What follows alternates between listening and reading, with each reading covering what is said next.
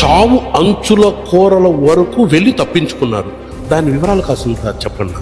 ఏం జరిగింది ఆ రోజు ఒకసారి చెప్పండి. సూర్యుడికి చంద్రుడికి కూడా మేఘాలు అడ్డం వస్తూ ఉంటాయి.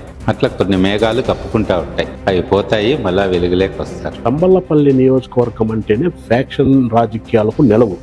అందులోన అప్పటికే అక్కడ కాకులు తీరిన నేతలు ఉన్నారు.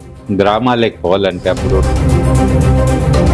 పెద్దగా ఖర్చు పెట్టకపోవడం వల్లే ఓటమి చెందారన్న ప్రచారం ఉంది. ఇందులో వాస్తవం ఏంటంటారు? ప్రజల్ని డబ్బులతో కొని మరిపించేసి వాళ్ళని బానిసలుగా చేసే మనస్తత్వం మంది కాదు. ఈ రాజకీయాల్లో డబ్బు, మద్యం, కుల ఈక్వేషన్ లేకుండా రాజకీయాలు నడుస్తాయంటారన్న.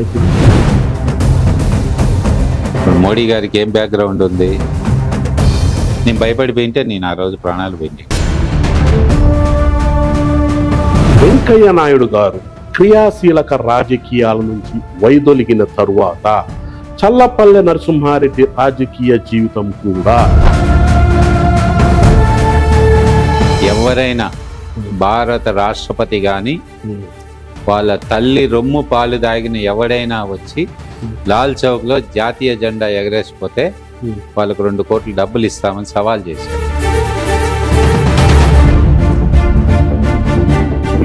చాలా కాలం క్రితం మన ఇంటికి శ్రీలంక ప్రధానమంత్రి గారే వచ్చి అది పెద్ద సెన్సేషనల్ అయిపోయింది అంటారు. ఏంటి ఆ కథా కమిషన్ కాస్త వివరించండి. రామనారాయణ గారు, ఎస్పీ రామనారాయణ. అవును, కరెక్ట్. ఏం రెడ్డి ఏం జరుగుతుంది అన్నాడు. ఏం లేదు సార్, శ్రీలంక ప్రధానమంత్రి గారు వచ్చి భోంచేసి పనుకొండారు అని చెప్పా. ఈ చుట్టాలు వచ్చినట్టు చెప్తాండవే.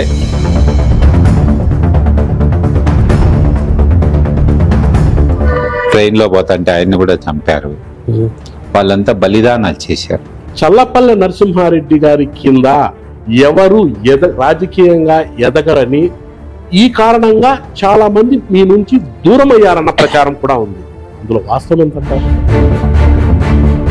ఈ దాడి ఫ్యాక్షన్ రాజకీయాల్లో కోణమా, లేకపోతే ఇందులో మామూలు రాజకీయ కోణం ఏమైనా ఉందనా?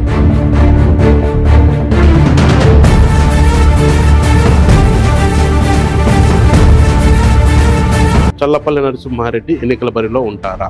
ఉంటే ఏ పార్టీ తరఫున పోటీ చేస్తారు?